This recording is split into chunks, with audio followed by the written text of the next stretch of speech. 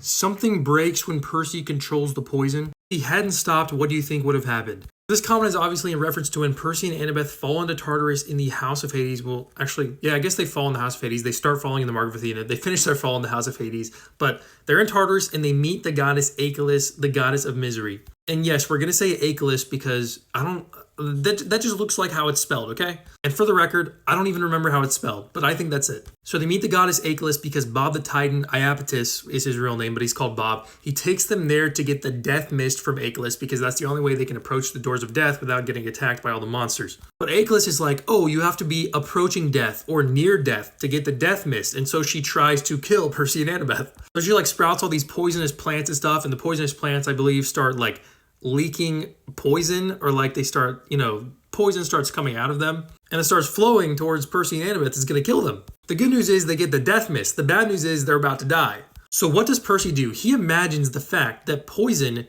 is mostly water. He's controlled stuff in the past that's mostly water, but it wasn't water. Like in the Son of Neptune, when the giant Polypotes, he can put his hand into water and it turns water to poison. But when he flung the poison at Percy, Percy was able to deflect it with his will. So the reasoning is that he can control it because it's mostly water. Oh, for the record, this also means Percy can bloodbend. It's never proven in the books, but I believe he can bloodbend because blood is a large part water. But that's besides the point. So Percy is controlling this poison and he redirects it. He controls a goddess's own poison. Guys, he's a demigod and he controls a goddess's own poison and redirects it at her, which is just insane. How does a demigod outpower a god?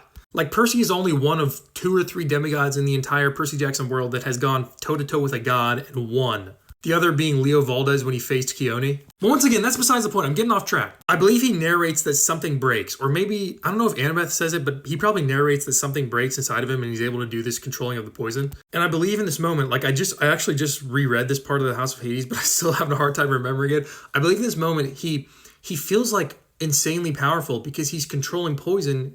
Like I said, he's controlling something that another goddess owns, basically. She owns the poison. It's her poison, but he takes control of it from her. So then after he's done, after he controls the poison, he flows it back at Achelous. It starts burning her, and then she starts crying, and he controls her tears to fill up her throat and lungs, which is pretty crazy too. But after he does that, and Achelous runs away screaming in misery because she's the goddess of misery, Annabeth looks at him and says, some things aren't meant to be controlled. Some things are not meant to be controlled. And Percy has to comfort her because apparently, he was looking pretty scary when he was controlling that. Now, the question here is, what do you think would have happened if he had not stopped controlling it? Well, for the record, I don't think he would have ever not stopped controlling it because why would he? Why would he have kept controlling it? It was sapping his strength super quickly, and also the goddess ran away after he controlled it for a while. So why would he do that?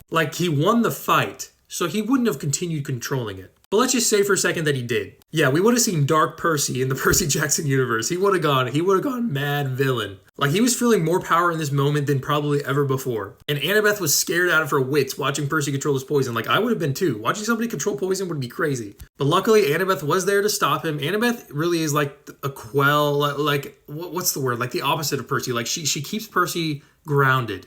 He's really lucky to have Annabeth, honestly. He wouldn't be anywhere without her. I think there's a line near the end of the House of Hades where Reyna tells Annabeth that Percy could not find his way out of a paper bag if he didn't have Annabeth. And that pretty much sums up their relationship. But yeah, Percy controlling the poison is definitely one of his most powerful moments ever. Up there with when he summoned a mini hurricane twice, once in the Son of Neptune, once in the Last Olympian.